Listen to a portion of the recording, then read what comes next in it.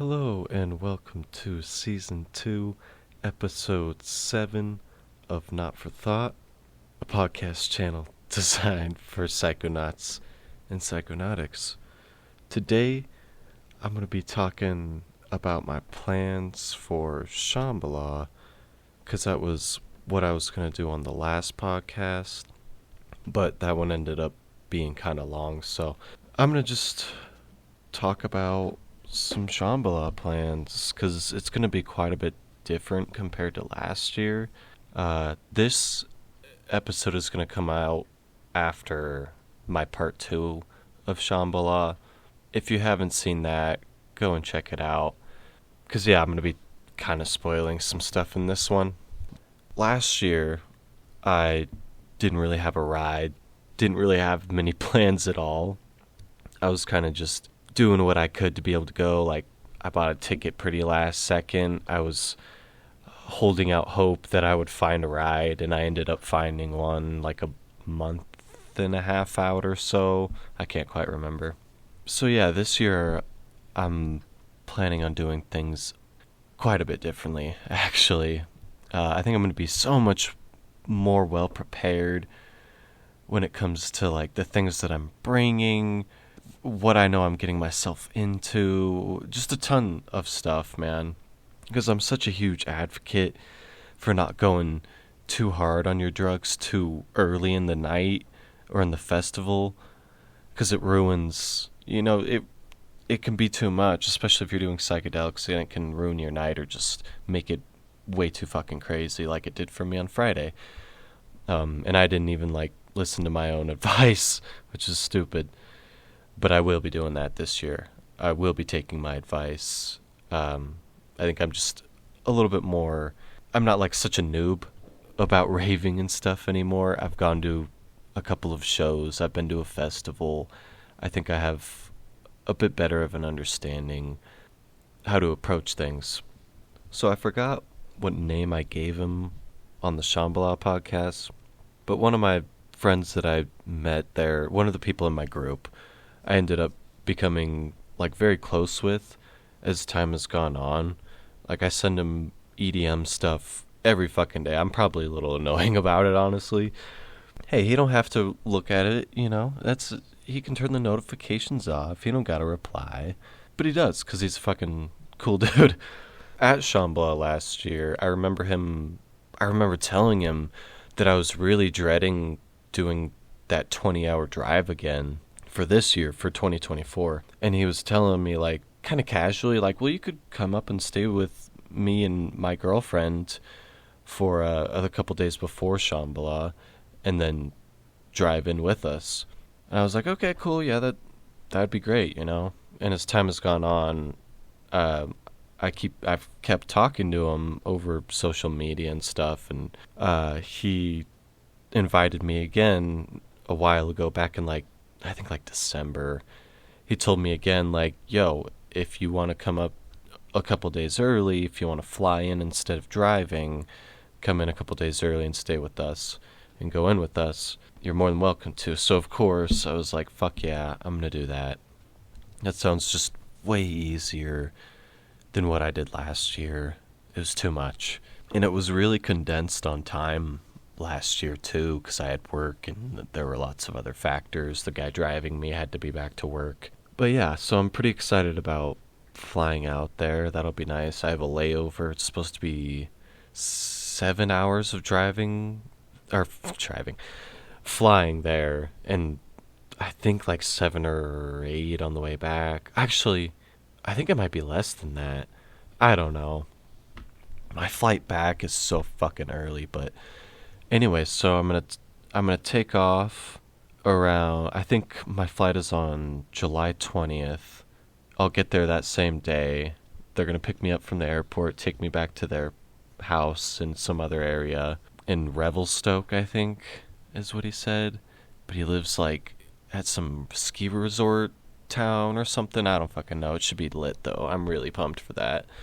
Oh, I'm so excited, bro. It's gonna be a true vacation, because Shambhala last year, it felt like it was just a music festival, which feels like a vacation, but this year, I'm going out early and like truly taking time off before and after the festival. I don't know. It's just it feels like more of a vacation. But yeah, I'm pumped for that. So I think we'll go in on Tuesday. We'll get into the line on Tuesday, I'm sure. And hopefully the line this year is only like less than 12 hours. Last year was so long, man. Like even people that had been to this festival a bunch of times were talking about how the line was fucked up. So I hope that's a little bit better oriented this year. But yeah, man, I think we're just gonna like those days before. I think we're just gonna like smoke and hang and prep stuff for Shambhala, get ready for the festival, hang out. I think he has some places that he's gonna show me, some like areas around his place, some touristy areas. I'm so fucking down, man. Oh, I'm so excited. I'm excited just for that, and that's before the festival. Like the festival, oh my god, dude. I have like uncontrollable excitement every day with Shambhala, man. It truly has changed my life, and I can't wait to go again. Especially not doing the 20-hour drive. It would have been better if it wasn't so like condensed. If it would have been spread out, but it was just too much, man. Yeah, I think after the festival, though, so the festival ends on that following Monday, so we'll get into line Tuesday, probably get in there Tuesday night, Wednesday early morning, sometime around there, depending on how long the fucking line takes. It'll probably just be a lot of people setting up camp, not really much going on, besides people doing lots of drugs and talking about drugs. On Wednesday anyways. There might be a couple Renegade stages. Last year was really disappointing on the Renegade stages. There was 2 in the entire like campgrounds, and I feel like I've heard that usually there's more, but I don't know. So hopefully there's a couple more this year. I know that they cut them off, like the festival cuts all the Renegade stages off at midnight on Wednesday. I hope that there's a bunch of them. We'll see, though. It is kind of a lot to put together. Like, the one that we went to was honestly, it was small, but it was pretty well done. Like, it definitely took some time to put the stage together. But then Thursday, music will obviously start. I can't wait to see the amp. Supposedly, there might be a new stage design for that stage. Oh man, it's already like a really, really cool stage in my opinion. It really doesn't need to be changed. I'd like it to be bigger and hold a larger sized audience, but other than that, that stage fucking rocks. Like I really don't have any complaints, and the visuals on it I thought were surprisingly really, really good. I wasn't expecting there to be any visuals at that stage, and there were tons of them that were really, really well done too, like on the sides on those astronaut heads. If you haven't seen this stage, look up some pictures of it. It's called the Amp at Shambhala. There's like, to me they look like astronaut heads on the sides of the stage, and there's visuals that get projected onto it. It looks so fucking cool. Yeah, the living room, I should probably try to spend a little bit more time, but man, I'm really excited for the lineup, for the amp, the village, and the pagoda. I'm not going to go into too much detail because I won't shut the fuck up if I start talking about the DJs that I'm excited for. But there's a lot of them, and they're mostly at those 3 stages.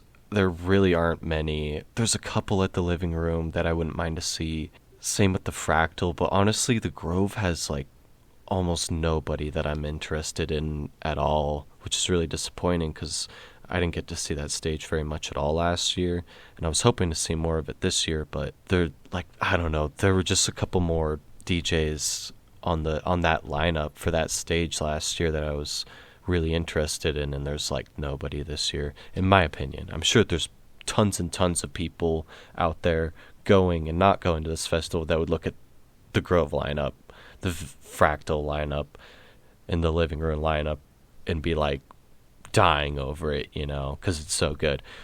But for me, that's how I feel about the Amp, the Village, and the Pagoda this year.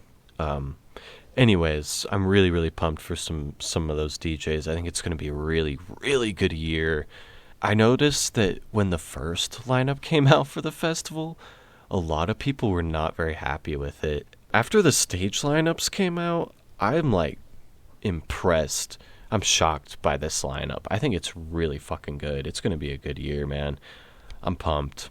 I've spent probably, oh man, I don't even know, probably somewhere between like $300 to $500 on EDM merch in the past like 2 months. I've been buying stuff for me. I've been buying a lot of stuff for my friend who's letting me stay with him for a couple days before the festival. And I'm also buying some stuff for his girlfriend as well. But I'm so fucking excited, man. I'm prepping outfits. I'm trying them on. Last year, my outfits were so chaotic, bro. They were just all over the place. My clothing in general is just like anything psychedelic, period. And so a lot of it is just not coordinated. The colors are just random and not matching at all. My outfits last year just looked horrible, I thought. I looked like a homeless person, man. I looked like a wook that's like smoking meth or something. I don't know. I didn't vibe with my outfits last year. I did not like them. At the festival, I thought they were fine, but looking back at all the pictures, I felt like I looked like shit. So this year I've been spending a lot of money on kind of EDM outfits and stuff, just trying to get my clothing to be a little bit more coordinated and matching while still being really psychedelic as well. And so I've got some pretty dope outfits that I'm very excited about, man. Yeah, I think I'm gonna look way better this year, just because I'm orienting my clothes so much better than I did last year. But I did learn a lot from that first festival, man. I did some things that I don't know, let me just explain. So I didn't bring flip-flops or sandals or slides, nothing like that. And that was one of my biggest mistakes that I made, because the beach is entirely rocks. It's not a beach, man. There's a river and then there's a shitload of rocks. It's like a bank of rocks. You know, it's not a beach. So I had to walk around barefoot all over rocks and stuff, like when I was going into the river, and it's really fucking painful. It was not fun. This year I'm bringing like 2 to 3 pairs of flip-flops or slides just to make sure that if one of them breaks, I got a backup. Because there was somebody in our group who broke his fucking flip-flops, but he still had, like, I think his girlfriend had some extra slides or something that she let him use, but I'm sure it was still pretty painful. So that's one of the biggest things. If you're going to Shambhala, keep that in mind. Have water shoes if you really have like sensitive feet or something. The other thing was a beach chair. I want to be able to sleep during the day, and like I could get a blanket and lay that down on the rocks, but it's really uncomfortable. I think I'm just going to get a little, basically like a mini camping chair that I can keep in a super small container. I have one already picked out on Amazon, but I'm hoping to basically just sleep in that thing at the river during the day with an umbrella on my shoulder. Because there were some beach chairs that like you could have gotten an umbrella attached to the chair so you don't have to hold it, but I was like, it's more money and more room. I'll just get a beach chair and hold the umbrella on my shoulder and try and take a nap during the days. I think it'll be way more comfortable than laying down on the rocks. That was painful, and I couldn't get more than like 5 minutes of sleep. Yeah, the heat was just unbearable. I'm praying for just a little bit of cloud coverage this year, man. It was a week straight of non-stop fucking heat last year, and I'm hoping that there's at least, I'll even take a day of rain, man. I'll take a day of rain, as long as it's only one day and that's it. It was just straight non-stop, no cloud coverage, burning heat the entire week last year, and I don't want to go through that again. I mean, I can, especially because I'm going to try to sleep during the day more. I'm going to try and be better prepared with electrolytes and water and stuff. But yeah, that sun is fucking brutal, dude. I really hope that a day or two of cloud coverage would be amazing, especially if it doesn't rain. Even a little bit of rain I wouldn't entirely complain about. I'd put up with it if it means cloud coverage, because I don't know, it was just too much. I was so exhausted by the end of the festival because of the heat and the drugs and all sorts of shit, but the heat was just killing me every day, man. Yeah, I'm hoping to run into a couple YouTubers and stuff. We'll see what happens. There's a couple of people that do interviews and stuff that I would love to meet if I happen to see them. I thought I was going to run into some people last year, and I didn't. I mean, it's a big festival, but you'd be surprised at how frequently you run into the same people, man. There's 20,000 people there last year, something around there, and I would constantly run into the same groups and the same totems and stuff, where I wouldn't see totems and stuff for an entire week, and then the last night I'd see it randomly for 1 second or something, and then I'd see it in a million pictures, and I'd be like, I never saw that totem. I don't know, it's just weird how your perspective can be, how everybody goes to the same festival, but you can have a completely different experience. But mine last year was fucking just life-changing, truly. And I gotta go again this year. I'm really, really pumped. Like I was saying earlier in the podcast, I feel like I'm a little bit more experienced with the raving, with doing drugs, especially psychedelics at concerts and stuff. I think I've got a better standing. I wouldn't, it sounds so cheesy, but I know that a lot of ravers consider themselves noobs or veterans, and I'd say I'm kind of close to being a noob, but not entirely. I'd say I'm getting a lot more comfortable with raving and being in that chaotic, very immersive environment, But I'm excited for this year for Sham. I mean, I can't hold it together. That's why I was like, I gotta talk about some stuff, I have a to-do list for Shambhala. Not a to-do list. It's really just a list of everything and anything for Shambhala. Has my outfits planned out for each day. I have the DJs listed out that I want to see, what days I need to schedule off, money that I need to save, stuff like that. Just anything and everything Shambhala. And it's this massive thing in my notes that I go into every fucking day, man. I am obsessed with this festival. I love that a lot of people that go to this festival feel the same way as I do about it. That was one of the main things that really, I was already so excited to go, but being there, being immersed in people that were just as obsessed, if not more obsessed, with the festival than I was amazing, when you could go around and in regular society and try to bring up Shambhala to somebody, and they're most likely not going to know what the fuck you're talking about. Even if you say oh, it's an EDM festival in Canada, they're still not gonna know to the extent of what you're talking about.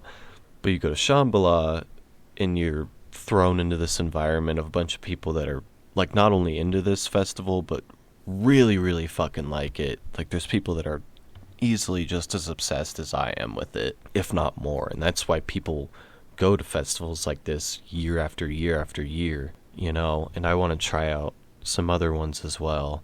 But I'm fucking pumped for this year of Sham. I'm probably not gonna do a vlog. I don't know, we'll see. I just don't see myself really doing that this year, especially considering the fact that I didn't do that last year. And I don't know, man, we'll see. Maybe I'll make a podcast and then throw in a bunch of videos at the beginning or the end of the podcast, something like that. I don't know, we'll see. But I'm sure I'm gonna come back home and want to not vent, that's not the right word, but discuss everything that happened at the festival, But yeah, I'm fucking pumped, dude. There's 3 months to go. Can't happen fast enough. But at least I have my ticket already. Last year, I think I was still trying to pay it off. I feel a lot better about my a little bit better about my finances this year. That's why I'm spending so much on clothing and merch and gifts and whatnot. But yeah, I guess that's pretty much about all I have to talk about. I wish I had more. I'm sure I'm forgetting about stuff, but it's gonna be fucking dope, dude. I'm so pumped to be able to fly out there early, a couple days before, hang with friends, prepare for the festival, and then drive in. Like, I think even the drive there, because they live like 4 hours away from the festival, I think. But those 4 hours, man, I'm gonna just get fucked up. I'm gonna just party in the back seat for the entire time. Like, oh man, I'm so fucking excited. Every time I think about it, I'm like exploding over excitement, you know. And that's crazy that that's happening this year compared to last year. I was excited last year, like really, really excited, and I didn't even know what I was really getting myself into. And somehow I think I'm even more excited for this year. You know, it's year 25, so the festival should be, like, the festival producers, the people who put on the festival are going hard this year for year 25. At least it seems like. I think it's going to be super awesome. So anyway, stay tuned for those podcasts. We'll see when they come out. Anyways, okay, one last thing. I'm editing the podcast now. And for anybody curious, and really more so for me, because I want to talk about it, I'm going to discuss what some of my plans are for drugs this year. I've come across, if you haven't seen my last podcast, episode, I think it's 5, I talk about going to raves and concerts and mixing mushrooms and LSD, and also doing ketamine and weed on top of that. That is my absolute favorite combination at the moment, and that's what I'm probably going to be doing most nights, most of the like heavy hitting nights, the big nights, you know, like Friday, Saturday, maybe Sunday. I'll definitely do Molly one night. I'll probably be doing cocaine like the whole festival, man. Same with ketamine and smoking weed, but for the night times, definitely LSD and mushrooms being mixed, ketamine and weed on top of that, probably cocaine as well. And I really want to try 2CB this year. Oh, and I'm also going to bring some DMT to smoke there. I don't know how exactly that's going to work. I'm either going to put it in, I might just like carry a pipe around with me the whole fucking festival, man. Nobody really cares. Plenty of people fucking do that kind of shit anyways. But you know, I might just like load up little bowls with a little bit of DMT and just be like taking hits out in the crowd at one of the stages. But that's if like I'm not feeling too, like if I want to crank it up quite a bit and I'm not tripping super hard on like the acid and the mushrooms, that's when I would like, all right, time to smoke a little DMT. But yeah, I want to try 2CB really, really fucking badly, mainly during the day. I want to try it during like, on like Friday during the day. Oh, I think that'd be so trippy, dude. Spending the whole day on psychedelics. I think that would get really exhausting. That's why I only want to do it probably one day.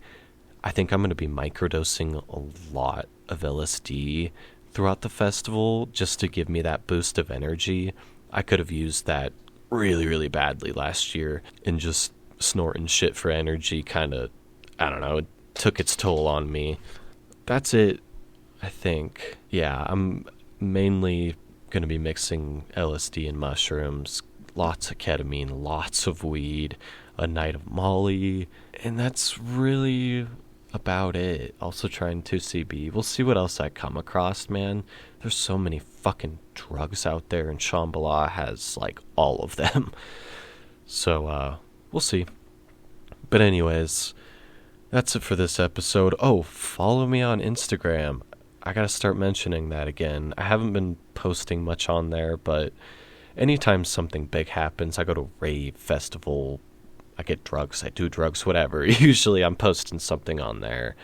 And if nothing else, I post on there whenever I released a podcast. So anyways, go and follow me on there. Not_for_thoughts. All lowercase. And thanks for listening, guys. Have a good day.